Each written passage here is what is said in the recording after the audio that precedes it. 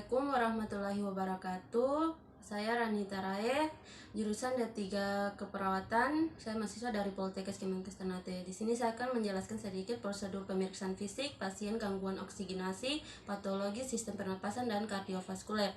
1. Pemeriksaan fisik kecukupan oksigenasi dan sirkulasi. Definisi pernapasan adalah upaya yang dibutuhkan untuk mengembangkan dan membuat paru berkontraksi.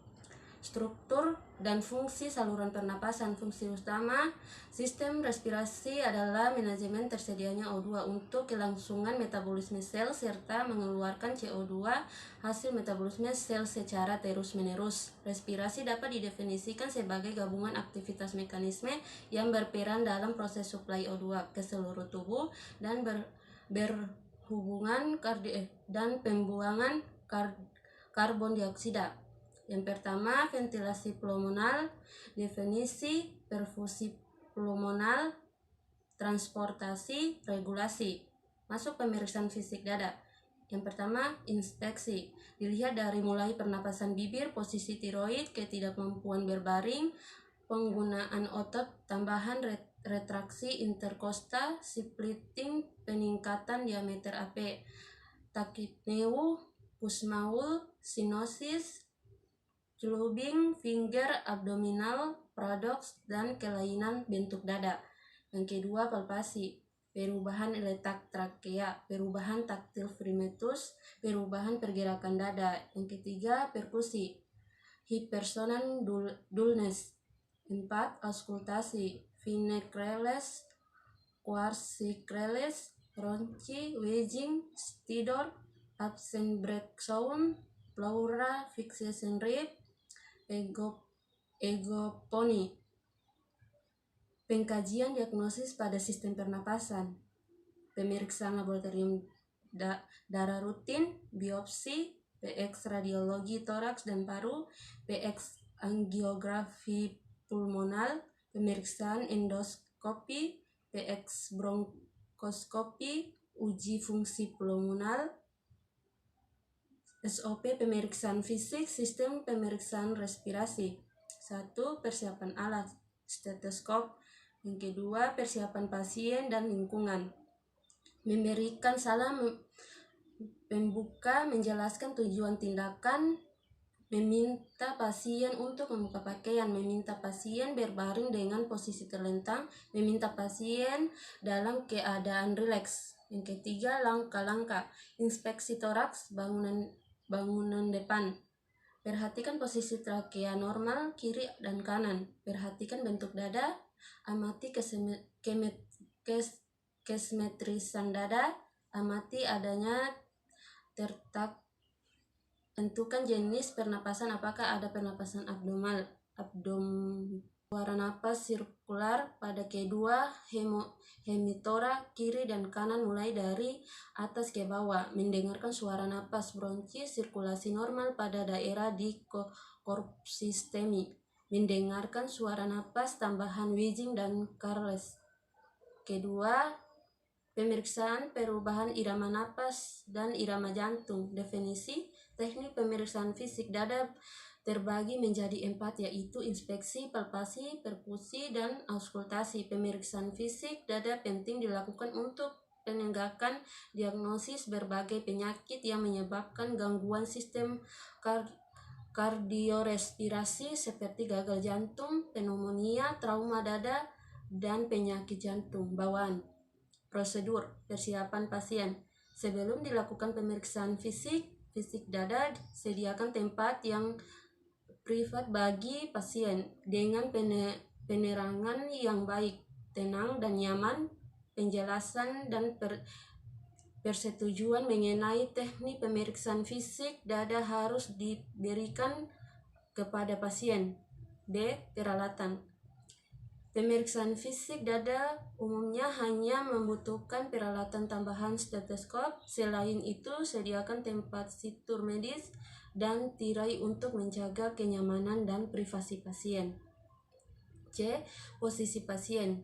Posisi pasien diposisikan pada posisi voler, yaitu tempat tidur dinaikkan sekitar 45 derajat. Pada pemeriksaan dada posterior, pasien dapat diposisikan duduk. D. Prosedural. Pemeriksaan fisik dada terdiri atas 4 proses, yaitu inspeksi, palpasi, perkusi, dan auskultasi. Inspeksi dada dilakukan untuk menilai pola pernapasan, bentuk dada, dan kelainan lainnya.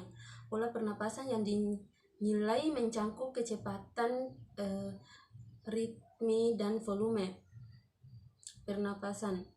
Terdapat 3 khas pola pernapasan abnormal yang harus diperhatikan pada pasien, yaitu pernapasan sinestro, biot, dan Kussmaul. Bentuk dada abnormal dapat ditentukan melalui inspeksi struktur tulang iga, dan tulang belakang. Kelainan tulang belakang sigmostrosik seperti kifosis dan skoliosis juga dapat ditentukan berdasarkan bentuk dada. Pada palpasi pemeriksaan fisik dada dilakukan pemeriksaan taktil vermitus dan ekspansi dada. Taktil vermitus dilakukan dengan tujuan untuk mendeteksi perubahan intensitas vibrasi yang diciptakan saat pasien berbicara yang mengindikasikan adanya proses patologis pada paru. Ekspansi dada. Pemeriksaan ekspansi dada dilakukan untuk menilai kedalaman dan kualitas pergerakan dari setiap sisi dada. Perkusi dilakukan untuk mengetahui area di bawah lokasi yang diperkusi berisi jaringan paru dengan suara sonor, berisi cairan dengan redup, berisi padat atau darah dengan suara pelak, atau berisi udara dengan suara hipersonor. Auskultasi dada dilakukan dengan stetoskop dan dilakukan pada saat inspirasi dalam ekspirasi paksa.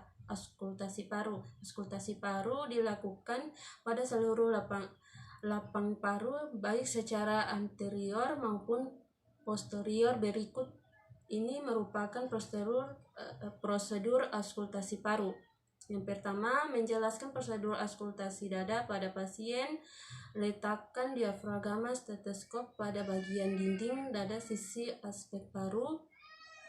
Yang ketiga, meminta pasien untuk melakukan inspirasi dan ekspirasi melalui hidung. Yang keempat, lanjutkan auskultasi ke semua lobus paru dan bandingkan antara kedua sisi dada. Yang kelima, kemudian dilakukan prosedur auskultasi kembali pada bagian posterior dada dengan meminta pasien duduk tegak dan menyilangkan lengan pada dinding dada untuk menggeser skapula. Suara napas normal adalah suara vesikular, suara wheezing. Auskultasi jantung membutuhkan pendengaran yang tidak dan kemampuan dalam membedakan kelainan suara yang tipis. Auskultasi jantung dilakukan pada 4 area jantung, yaitu yang pertama area aortik, ICS 2 parental kanan.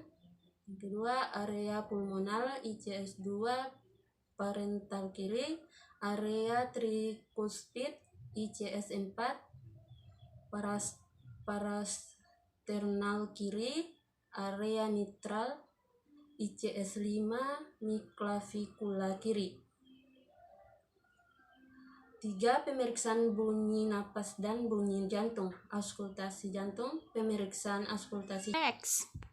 Yang ketiga, pemeriksaan bunyi napas dan bunyi jantung. Auskultasi jantung. Pemeriksaan auskultasi jantung meliputi pemeriksaan yang pertama bunyi jantung, yang kedua bising jantung, yang ketiga gesekan perikard.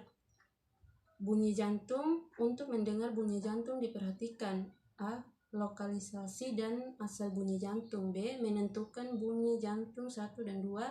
C. Intensitas bunyi dan kualitasnya. D. Ada tidaknya bunyi jantung 3 dan bunyi jantung 4. E. Irama dan frekuensi bunyi jantung. F. Bunyi jantung lain yang menyertai bunyi jantung. Suara napas.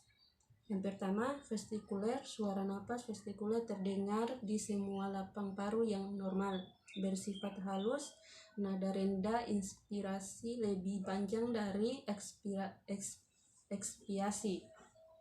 2. Branchovesikuler. terdengar di daerah percabangan bronkus dan trakea sekitar stemum dari regio interscapula maupun ICS 1 dan 2. Inspirasi sama panjang dengan ekspirasi. Yang ketiga, bronkial terdengar di daerah trakea dan subreternal. Nok bersifat kasar, nada tinggi, inspirasi lebih pendek atau ekspirasi. Suara tambahan. Pada pernapasan normal tidak ditemukan suara tambahan. Jika ditemukan suara tambahan, indikasi dada kelainan. Adapun suara tambahan adalah yang pertama ralex atau krales, yang kedua ronci, yang ketiga wheezing, yang keempat pleural fricative syndrome, yang kelima vokal resonasi.